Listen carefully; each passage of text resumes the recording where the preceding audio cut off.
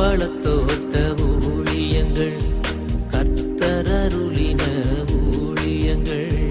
திராட்சை பழத்தோட்ட ஊழியங்கள், கர்த்தரருளின ஊழியங்கள். அவரில் நிலைத்திருந்து கனி கொடுப்போம், கர்த்தர் வாய்க்க செய்வார். அவரில் நிலைத்திருந்து கனி கொடுப்போம், கர்த்தர் வாய்க்க செய்வார். துதி உமக்கே, துதி உமக்கே, துதி உமக்கே என்றுமே என்றும். துதி உமக்கே, துதி உமக்கே, துதி உமக்கே என்றுமே என்றும். துதி உமக்கே என்றுமே என்றும். துதி உமக்கே என்றுமே. சிறியவனை பொழுதிலிருந்தும் எளியவனை குப்பையிலிருந்தும் எடுத்து உயர்த்தி ராஜாக்களோடும் பிரபுக்களோடும் பந்தியிருக்க செய்கிற அருமை ஆண்டவர் இயேசு கிறிஸ்துவின் இனிதான நாமத்தினாலே இது சத்தத்தை கேட்கின்ற அனைத்து என்னுடைய பிள்ளைகளுக்கும் என்னுடைய அன்பான வாழ்த்தல்கள். நீங்கள் கோடா கோடியை பெருகுவீர்களாக, உங்களுடைய பிள்ளைகள் கோடா கோடியை பெருகுவார்களாக என்று வாழ்த்துகின்றேன், ஆசீர்வதிக்கின்றேன். பிரியத்துக்குரியவர்களே, நாம் இந்த நாட்களிலே இயேசு சிலுவையில் பேசிய வார்த்தைகளை நாம் தொடர்ச்சியாக தியானித்து வருகிறோம். கர்த்தர் இப்படிப்பட்ட நல்ல தொலைக்காட்சி ஊழியங்களை கொடுத்தபடினால்தான் நான் உங்களோடு கூட இப்படிப்பட்ட நல்ல செய்திகளை எல்லாம் பகிர்ந்து கொள்வதற்கு ஒரு வாசல் திறந்திருக்குது. அதற்காக நாம் ஆண்டவரை துதிக்க வேண்டும், சோத்தரிக்க வேண்டும். ஆலயத்துக்கு போக முடியாமல் இருக்கிறவங்க எத்தனையோ பேர் இருக்காங்க. அவங்கெல்லாம் இப்படி வீட்டில் இருந்து கொண்டு தொலைக்காட்சியின் வாயிலாக இந்த செய்தியை கேட்குறாங்க. கர்த்தர் அவர்களுக்கு இந்த ஊழியத்தை நிச்சயமாக ஆசீர்வாதமாக வைத்திருக்கிறார் என்பதில் சந்தேகமே இல்லை. நம்முடைய நிகழ்ச்சிகள் தொடர்ச்சியாக ஒளிபரப்பப்பட்டு வருகிறது. ஆதரவு கொடுத்து வருகிற அத்தனை நல்ல உள்ளங்களுக்கும் ஆண்டவராகிய இயேசு கிறிஸ்துவின் நாமத்தினாலே நன்றிகளை நாம் தெரிவித்துக் கொள்கிறோம். பிரியத்துக்குரியவர்களே, இந்த வாரம் 3வது சனிக்கிழமையாக இருக்கிறபடியினாலே புனித வெள்ளிக்கு அடுத்த நாள் நாசரே தேவனுடைய மாளிகைகளை வைத்து நம்முடைய விடுதலை நாள் கூட்டங்கள் நடைபெறும். ஆயிரக்கணக்கில் ஜனங்கள் வந்து விடுதலை பெற்று செல்கிறாங்க. நீங்களும் கூட வந்து விடுதலை பெற்று செல்லும்படியாக உங்களை அன்போடு கூட நான் அழைக்கின்றேன். சந்தர்ப்பத்தை வீணடிச்சிடாதீங்க. எங்கே இருந்தாலும் வந்து நீங்கள் பங்கு பெற்று செல்லலாம் என்பதை மகிழ்ச்சியோடு நான் அறிவித்துக்கொள்ள ஆசைப்படுகிறேன். பிரியத்துக்குரியவர்களே, அது மாத்திரமல்ல, நம்முடைய ஊழியத்தின் சார்பாக நாசரே தேவனுடைய மாளிகைக்குள்ளே கட்டப்பட்டிருக்கிற அந்த அடைக்கலான் குருவி எனப்பட்ட முதியோர் இல்லம் அநேகருக்கு ஆசீர்வாதமாக இருந்து வருகிறது. நிறைய முதியவர்கள் தமிழ்நாட்டில் பல இடங்களிலிருந்து வந்து அங்கே தங்கி இருக்கிறாங்க. பல துன்பங்களை அனுபவித்தவர்கள் அங்கே வந்து இளைப்பாறுதலை அவங்க அனுபவிக்கிறாங்க. அவர்களுக்கு 3 வேளையும் நல்ல விதவிதமான உணவுகளை நாம் பரிமாறி அவர்களுக்கு நல்ல போஷாக்கு கிடைக்கும்படியாக நாம் அவர்களுக்கு தொடர்ந்து நல்ல உணவை கொடுத்து வருகிறோம். நல்லா சாப்பிடுங்க அப்படின்னு சொல்லி அவர்களை உற்சாகப்படுத்துகிறோம். அதை போலவே பிரியத்துக்குரியவர்களே, அவர்களுக்கு நல்ல ஜெபம் தினந்தோறும் ஏறெடுக்கப்படுகிறது.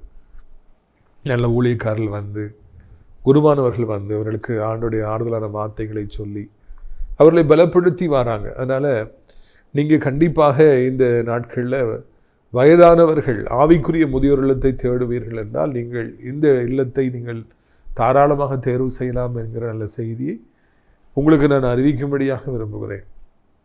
ஏனென்றால் இதைவிட ஒரு சிறப்பான ஆவிக்குரிய முதியோர் இல்லத்தை நீங்கள் கண்டுபிடிக்க முடியாது. எத்தனையோ முதியோர் இல்லம் இருக்கின்றன. ஆனால் இது வந்து ஆவிக்குரிய முதியோர் இல்லம் என்பதை நீங்கள் மறந்துவிடக்கூடாது. பிரியத்துக்குரியவர்களே, தொடர்ச்சியாக அநாதை பிள்ளைகளுக்கான இல்லத்தையும் அவர்களை படிக்க வைப்பதற்கான ஸ்கூலையும் கட்டுவதற்காக நாம் பெருமுயற்சி எடுத்து வருகிறோம். பல லட்சம் ரூபாய்கள் அதற்காக தேவை. நம்முடைய ஊழியத்தின் மூலமாய் ஆசீர்வதிக்கப்பட்டவர்கள் இது நல்ல கட்டுமான பணிக்கு தங்கள் கைகளை நீட்டும்படியாக அன்போடு நான் கேட்டுக்கொள்கிறேன். முடியாதவர்கள் ஜெபம் பண்ணுங்க. இதனாலே இயேசு சிலுவையில் பேசிய 7வது வார்த்தை இதோ. 7 வார்த்தைகளை இயேசு சொன்னார். ஒவ்வொன்றும் ஒவ்வொரு ஆங்கிளில் அப்படி போச்சு.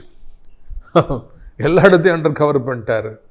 மன்னிக்கிறது முக்கியங்கிறது நமக்கு சொல்லிக் கொடுத்தார். பரலோக ராஜ்யம் உண்டுன்னு சொல்லி நமக்கு சொல்லிக் கொடுத்தார். பெற்றோரை கவனிக்கிறது முக்கியம்னு சொல்லிக் கொடுத்தார். ஆவிக்குரிய தாகம் கண்டிப்பாக அவசியம் என்று சொல்லிக் கொடுத்தார். பிரியத்துக்குரியவர்களே, நம்முடைய வாழ்க்கையில் நம்முடைய கஷ்டம் பிரச்சனை எல்லாம் ஒரு குறிப்பிட்ட காலம்தான், அதுக்கு பிறகு நான் உங்களை ஆசீர்வதிப்பேங்கிறது ஆண்டவர் சொல்லி கொடுத்தார். ஒவ்வொன்றையும் ஒவ்வொரு ஆங்கிள்லையும் ஆண்டவர் அப்படி கவர் பண்ணார்.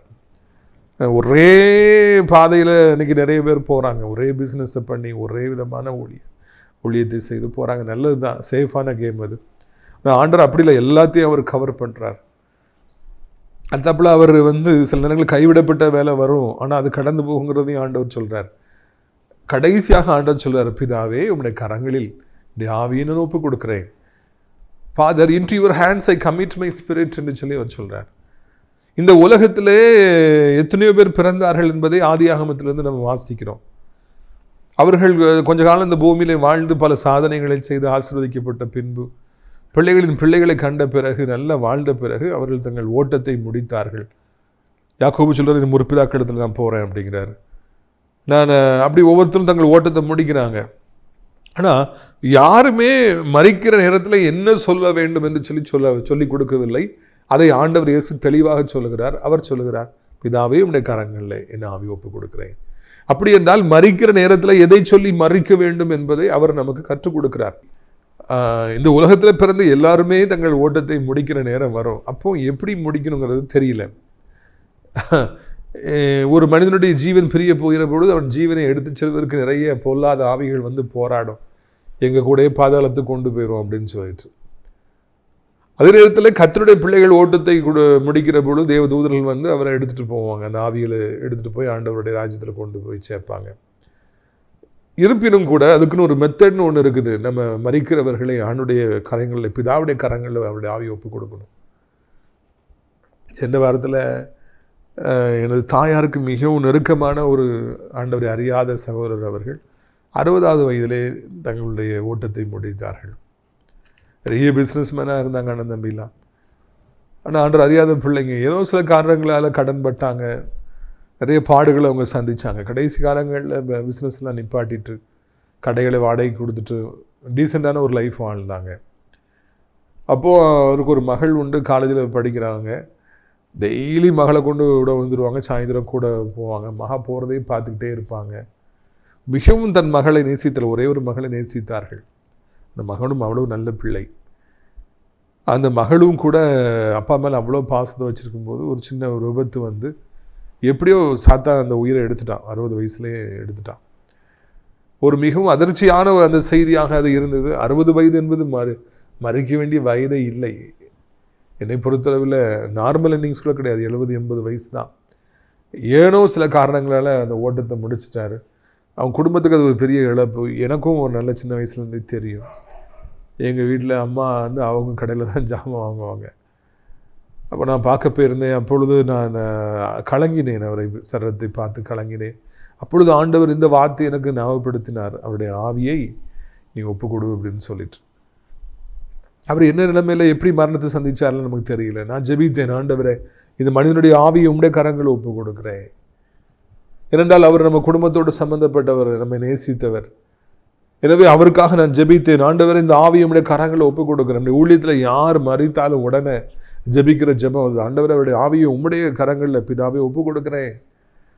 அப்பொழுது சாத்தா அவங்கள பாதாளத்துக்கு கொண்டு போகணும்னு வந்தால் கூட பின் திரும்பி விடுவான். இல்லை இல்லை, அங்கே பிதாவுடைய கையில் அவர் ஒப்பு கொடுக்கப்பட்டு விட்டார் என்று சொல்லி அவன் பின் திரும்பி விடுவான். இதுதான் இந்த உலகத்திலே தேவனுடைய பிள்ளைகளுக்கு ஆண்டவர் கொடுத்திருக்கிற காரியம் என்பதை, கடமை என்பதை நாம் மறந்துவிடவே கூடாது. மரணம் என்பது இந்த பூமியில் நம் கண்களை மூடுகிறோம், பரலோகத்திலே நம்முடைய கண்களை திறக்கிறோம். இந்த பூமி பாடுகள் நிறைந்த பூமி, வருத்தம் நிறைந்த பூமி. யாக்கோபு சொல்கிறார்ல, அந்த பூமியில் நான் இருந்த அடியாக இருந்த காலெல்லாம் சஞ்சலத்தாலே இருந்துச்சுன்னு சொல்லிட்டு. ஆனால் பரலோகத்தில் எந்த துன்பமும் இல்லை, துக்கமும் இல்லை, கண்ணீரும் இல்லை. எனவே கலங்க வேண்டிய அவசியம் இல்லை.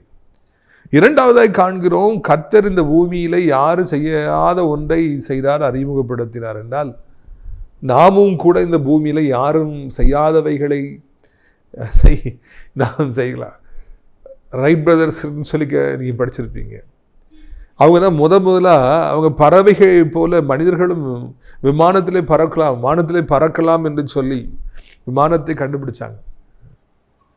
கிரியேட்டிவ் மைண்ட் இருந்தது, புதுசாக கண்டுபிடிச்சாங்க. ஃப்ளைட்டுன்னு ஒன்று கண்டுபிடிச்சாங்க.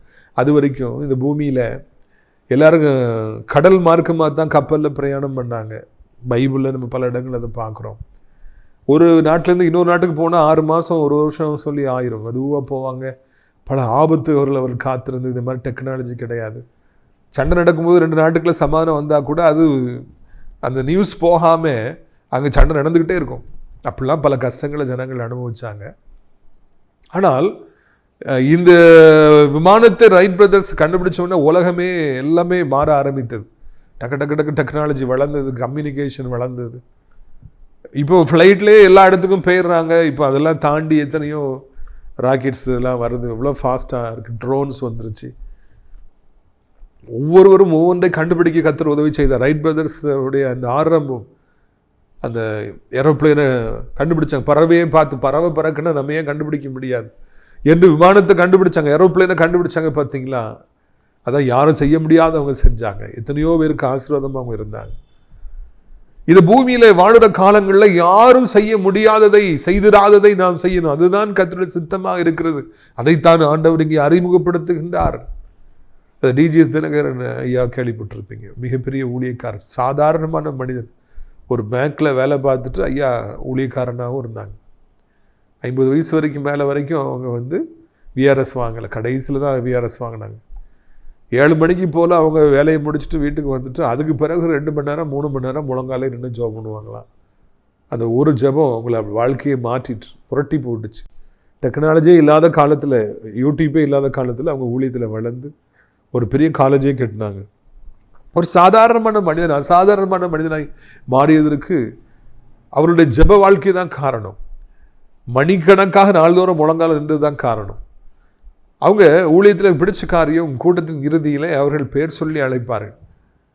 யார் இந்த சகோதரி அப்படின்னு சொல்லி பேர் சொல்லி அவங்க, நீங்கள் இந்த மாதிரி பிரச்சனை இருக்கீங்க. இந்த உலகத்தில் இதுவரைக்கும் யாரும் செய்திராத ஒரு காரியத்தை ஐயா அவர்கள் செய்தார்கள்.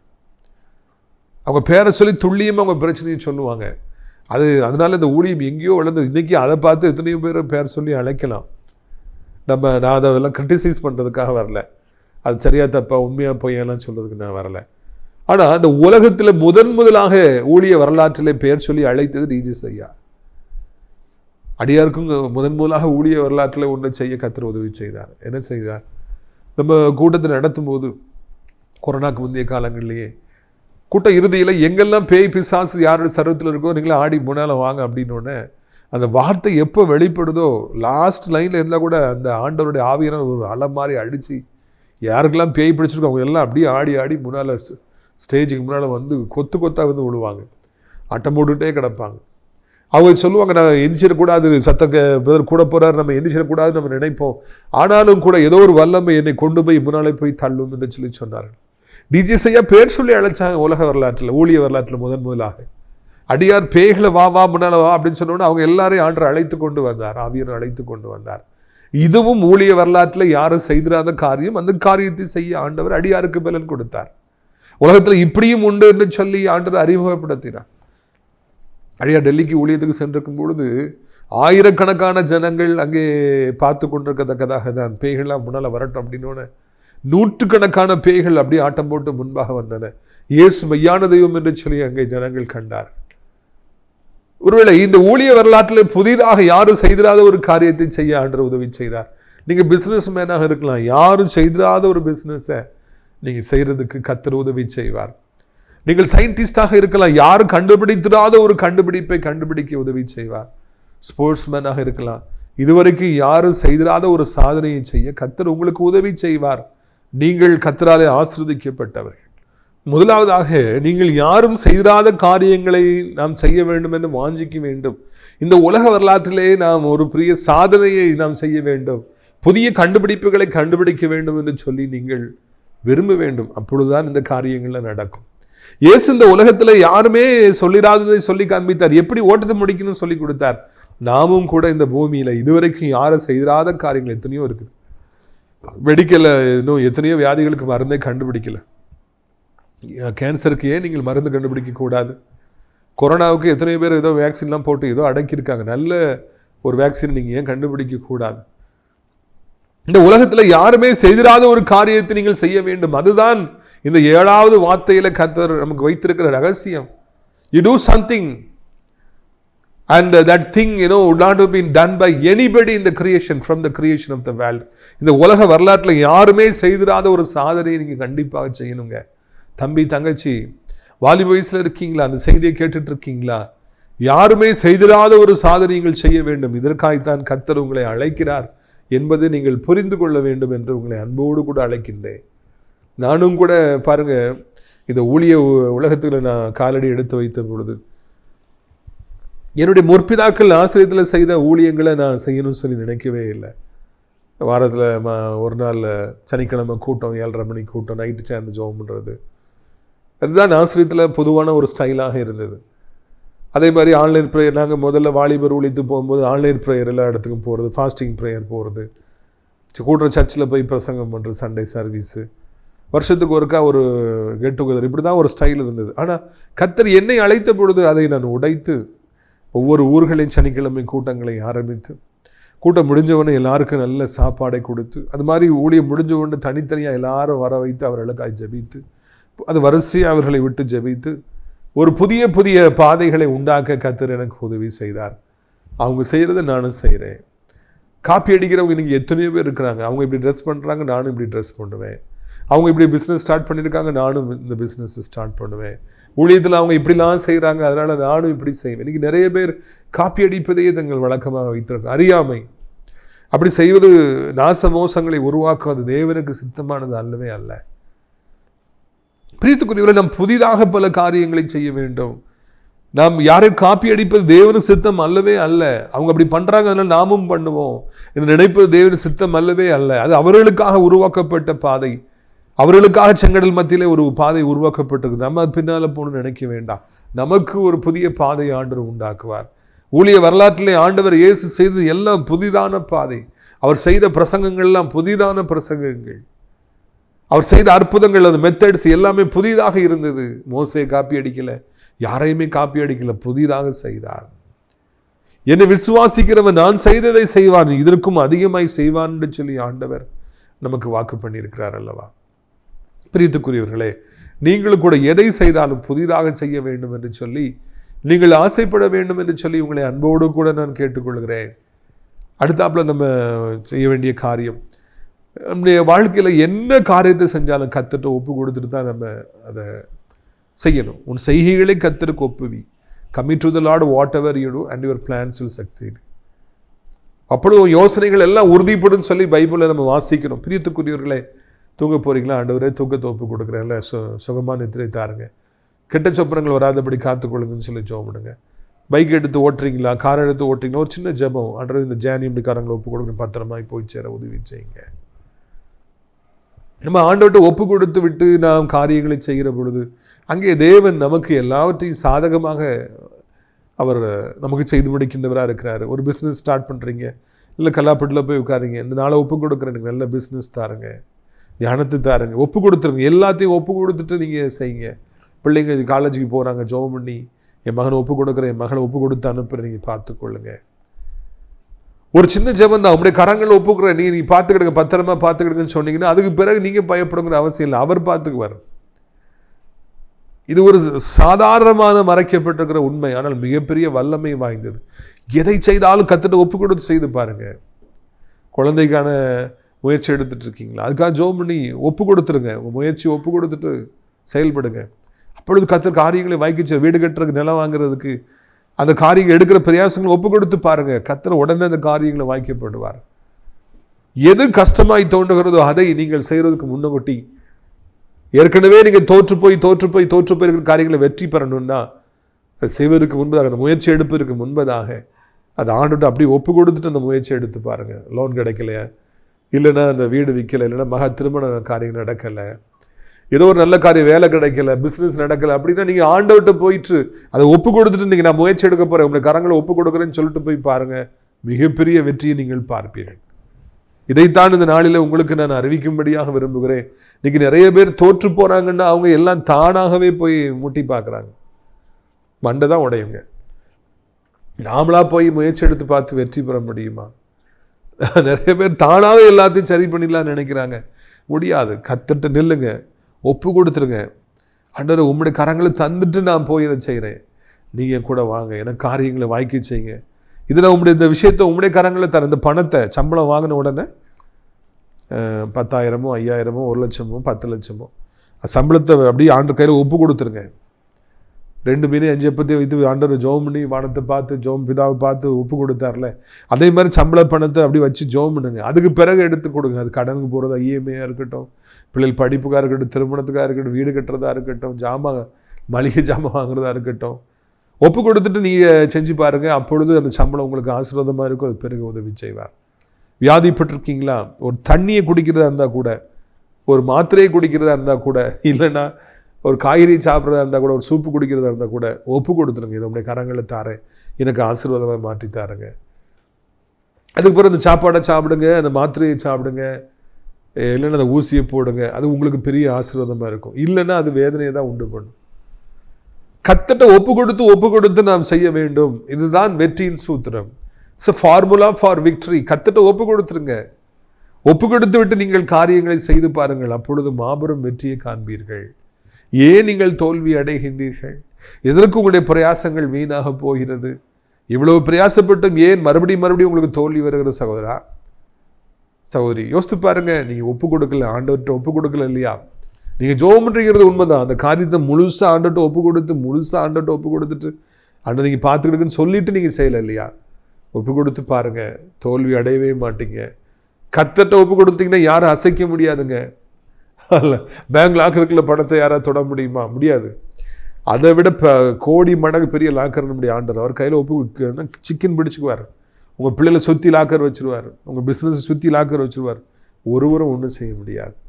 இதுபோல் பெரிய காரியங்களை நீங்கள் காண வேண்டும் என்றால், உங்கள் தோல்வி ஜெயமாய் மாற வேண்டும் என்றால், மதுரமாய் மாற வேண்டும் என்றால், கண்ணீர் கவலை எல்லாம் ஓடி போக வேண்டும், சந்தோஷமாய் களிப்பாய் மாற வேண்டும் என்றால், சிம்பிளாக ஒரே காரியத்தை செய்யுங்க.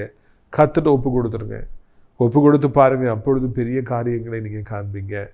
பிரித்துக்குரியவர்களே, இப்படியாக முதல் வார்த்தையிலிருந்து 7 வார்த்தை வரைக்கும் தொடர்ச்சியாக நாம் எல்லாவற்றையும் தியானிக்க நம்முடைய ஆண்டவர் நமக்கு உதவி செய்தார். அவருக்கு எல்லா துதிகன மகிமையும் உண்டாகட்டும். ஒரு காரணம் இல்லாமல் ஆண்டவர் 7 வார்த்தையை சொல்லியிருக்கவே மாட்டார். அது பெரிய ரகசியங்கள், நம்முடைய வாழ்க்கையை ஆசீர்வாதத்தை திறக்கின்ற திறவுகோள்கள். ஒரு பிரச்சனையில் சிக்கியிருக்கிறீங்க, அதுக்கு தீர்வு காண முடியலையா, அந்த 7 வார்த்தையும் நீங்கள் மறுபடியும் யோசித்து பாருங்கள். ஏதாவது ஒன்றில் தான் அந்த ஆன்சர் இருக்கும். திறவுகோள் அதுக்குள்ளே தான் இருக்கும். அதை எடுத்து பயன்படுத்துவீர்கள் என்றால் அந்த பிரச்சனையிலிருந்து தீர்வை நீங்கள் கண்டுபிடித்து விடுவீர்கள், வெற்றி பெற்று விடுவீர்கள், வியாதியை ஜெயித்து விடுவீர்கள், கடன் பாரங்களை ஜெயித்து விடுவீர்கள், பிள்ளைகளுடைய காரியங்களில் நீங்கள் ஜெயம் பெறுவீர்கள். எனவே இந்த 7 வார்த்தைகள் மனித குலத்திற்கு ஆண்டவர் கொடுத்த மிகப்பெரிய பொக்கிஷம், வெரி பிக் ட்ரெஷர். இதை எப்படி எடுத்துக்கிறதுங்கிறது நம்முடைய கையில் தான் இருக்கிறது. இந்த வார்த்தைகளை வச்சு ஏற்கனவே நிறைய பேர் பிரசங்கம் பண்ணியிருப்பாங்க. புனித வெள்ளி, பெரிய வெள்ளி அன்று குருவானவர்கள், இன்னும் எவ்வளோ பாஸ்டர்ஸ்லாம் பிரசங்கம் பண்ணுவாங்க.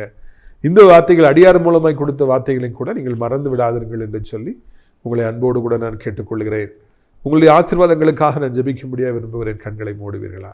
அப்பா, இந்த நாளிலும் கூட தகப்பனே, நாங்கள் ஆண்டவரே உங்களுடைய வார்த்தைகளை கேட்க பிதாவே எங்களுக்கு நீங்கள் உதவி செய்தீங்க, அதற்காக நன்றி.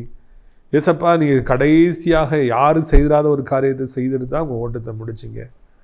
உங்களுடைய ஆவியை பிதாவிட்ட ஒப்பு கொடுத்தீங்க. எங்களுக்கு அதன் மூலமாக இதுவரைக்கும் செய்திராத காரியங்களை செய்ய வேண்டும் என்று சொல்லி கர்த்தாவே எங்களுக்கு நீங்கள் கற்றுக் கொடுத்துருக்கிறீங்க. அதற்காக நன்றி அப்பா. சாதனைகளை செய்வதற்காக எங்களை அழைத்திருக்கீங்க. இதுவரைக்கும் யாரும் செய்திராத காரியங்களை செய்ய கர்த்தாவே எங்களை அழைத்திருக்கிறீங்க. அதற்காக நன்றி அப்பா. மனித பலத்தினால இது கூடுமோ, மனித நாணத்தினால இது கூடுமோ, மனித முயற்சினால இது கூடுமோ? இல்லை.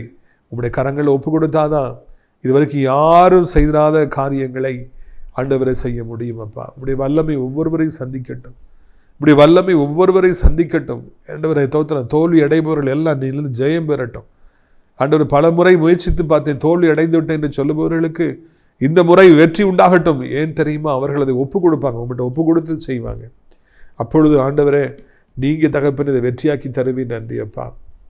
நன்றி ராஜா, நன்றி ராஜா, நன்றி ராஜா, நன்றி தகப்பன், நன்றி ஆண்டவரை. எல்லாவற்றையும் ஒப்பு கொடுத்து அதன் பிறகு செய்ய எங்களுக்கு நீ கற்றுத்தாரும். இதனால் எந்த சகோதரன் சகோதரி வியாதிப்பட்டிருந்தாலும் ஆண்டவரே, இந்த வியாதிகளெல்லாம் அவர்களை விட்டு நீங்கும்படியாக அவர்களுக்கு உதவி செய்வீராக. அவருடைய கண்ணின் மணியை போல பாதுகாப்பீராக. எல்லா தீங்கிற்கும் அவர்களை விளக்குவீராக என்று நாங்கள் கெஞ்சுக்கிறோம். ஏசப்பாவுடைய சுகமளிக்கிற வல்லமை ஒவ்வொருவருக்குள்ளும் கடந்து போகட்டும். ஒவ்வொருவரையும் அளவில்லாமல் இது ஆசீர்வதிக்க வேண்டும் என்று சொல்லி கெஞ்சுகிறோம் ராஜா. இயேசுவின் ரத்தம் ஜெயம், இயேசுவின் ரத்தம் ஜெயம். இயேசுவின் ரத்தத்தினால அவர் நெருக்கிற சாத்தான், வலு சர்ப்பம் அப்படியே தலை நசுக்கப்பட்டு அது செயலிழந்து போகட்டும். வியாதியின் அகோர கூறுகளை ஏற்படுத்துகிற வலுசற்பத்தின் தலையை நசுக்குங்க. குடும்பத்தில் சண்டைகள், பிரச்சனைகள், வியாதிகள், தேவையில்லாத குழப்பங்கள், ஆசிர தடைகளை கொன்ற வலுசற்பத்தின் தலையை நசுக்கி போடுங்க ராஜா. பயத்தின் ஆவிகள் புறப்பட்டு போகட்டும். தரித்திரத்தின் ஆவிகள் புறப்பட்டு போகட்டும். பலகீனத்தின் ஆவிகள் புறப்பட்டு போகட்டும். கசப்பின் ஆவிகள், குற்றச்சாட்டுகிற ஆவிகள் புறப்பட்டு போகட்டும். இரவு நித்திரை இல்லாத பிள்ளை நல்ல நித்திரை தாரும். நடக்க முடியாதவர்கள் நடக்கட்டும். வேலைக்கு போக முடியாத வேலைக்கு போகட்டும். சம்பாதிக்க முடியாதவர்கள் சம்பாதிக்கட்டும். தோல்வியை ஜெயமாய் மாற்றுங்க. காத்திருப்பவருடைய காத்திரத்தில் ஜெயமாய் இன்பமாய் முடிய பண்ணுங்க. இன்றைக்கு இந்த வார்த்தையை கேட்டு ஜெபிக்கிற ஒவ்வொருவருக்கும் உதவி செய்யுங்க. வாலிபத்தின் பாவங்கள், போதை அடிமைத்தனங்கள், ஆண்டவரே மொபைல் ஃபோன் அடிமைத்தனங்கள், பைக் அடிமைத்தனத்தில் சிக்கியிருக்கிற வாலிபர்களை எப்படியாவது கர்த்தாவே சோத்திரம் ஐயா நீங்கள் சந்திங்க. அதில் விடுதலையான வாழ்க்கை வாழ உதவி செய்யுங்க. வயதானவர் கீழே விழுந்து விடாதபடி 2 கைகளால் ஏந்தி கொள்ளுங்க. கிருபை தாங்கட்டும். உலகம் முழுக்க இருக்கிற அத்தனை நாடுகளையும் அத்தனை மக்களையும் ஆசீர்வதியும். எங்கள் தாய் திரண்டா இந்தியாவையும் ஆண்டவர் தமிழ்நாட்டையும் தகப்பின அனைத்து மக்களையும் ஆசீர்வதிங்க. முக்கியமாக அனைத்து தேவனுடைய பிள்ளைகள், ஆலயங்கள், திருச்சபைகள், அனைத்து ஊழியக்காரர், அனைத்து பாஸ்டர்ஸ்கள், ஜெபிக்கிற எல்லாரையும் ஆசீர்வதிங்க. ஆண்டவர் நெருக்கடில் சிக்கியிருக்கிற பிள்ளைகளை, ஊழிய பிள்ளைகளை வெளியே கொண்டு வாருங்க. இயேசுவின் நாமத்தில் நாசரேத் திராட்சைப்பழத்தோட்ட ஊழியர்களை நேசிக்கிற, நாள்தோறும் நம்முடைய நிகழ்ச்சிகளை பார்க்கிற ஒவ்வொரு நல்ல பிள்ளைக்காக கர்த்தாவே நன்றியோடுமை துதிக்கிறோம். ஜெபத்தினாலே தாங்குகிற பிள்ளைகள், காணிக்கையில் தாங்குகிற பிள்ளைகளை ஆசீர்வதிங்க. அடக்கலான் குருவி முதியோர்களுக்கு தங்க அநேக இடங்கள் உண்டு. ஒவ்வொருவரையும் அழைத்து கொண்டு வருவீராக, மகிமைப்படுவீராக. ஒன்று குறைபடாதபடி பாதுகாப்பீராக. கிருபைகளை ஒழித்து வைப்பீராக. இரட்சகா நீரே உடைய கிருபைகளை ஒழித்து வைத்துக் கொள்ளுங்க, மகிமைப்படுங்க. அப்பா இயேசுவின் மூலமாக ஜெபிக்கிறோம் நல்ல பிதாவே, ஆமென். என் ஆத்துமாவை கர்த்தரை சோத்திரி, என் முழுவதுமே அவருடைய பரிசுத்த நாமத்தை சோத்திரி. என் ஆத்துமாவை கர்த்தரை சோத்திரி, அவர் செய்த சகல உபகாரங்களை ஒரு பொழுதும் மறவாதே. இந்த கர்த்தராகிய இயேசு கிறிஸ்துவின் கிருபையும் பிதாவாகிய தேவனுடைய அன்பு பரிசுத்த அந்யோன்யமில்லாத பிரசன்னம் உங்கள் அனைவரோடு இன்றைக்கு சதா காலங்கள் நிலைத்திருப்பது. அல்லேலூயா, அல்லேலூயா. பங்காளராம் பாவிக்கு இரட்சகராம் இயேசு என்னும் திருமகனாம் இதயத்திலே வாழ்பவராம். எனக்கு பங்காளராம் பாவிக்கு இரட்சகராம் இயேசு என்னும் திருமகனாம் இதயத்திலே வாழ்பவராம். எனக்கு பங்காளராம்